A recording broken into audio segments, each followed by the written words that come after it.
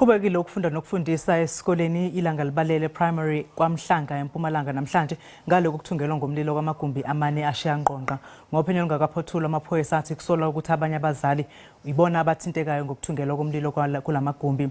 Inkinga iqale ngesikhathi iqeqebana labazali limashela esikoleni lifuna ukuthi izingane zabo zikhishwe emagumbini okufundela ayimjondolo zifakwe emagumbini asezingeni. Emva kokuthungela ngomlilo amagumbi amane, izihlalo kanye namatafula akuzange kushe. Ukushiswa kwalamagumbi kuphazamise kakhulu ukufunda nokufundisa esikoleni. Babalele 17 abafunda kwa grade R no grade 1 abangenawo amagumbi okufundela.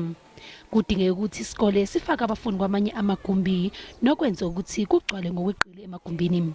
Inkinga iqale yabazali.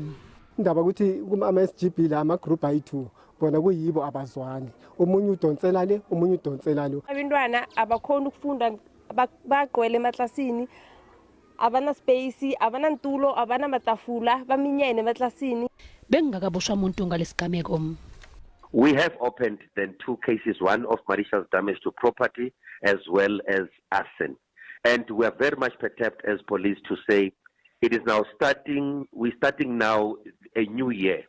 And this is actually a month when our children started to go to school, and we've got parents who have acted in this way.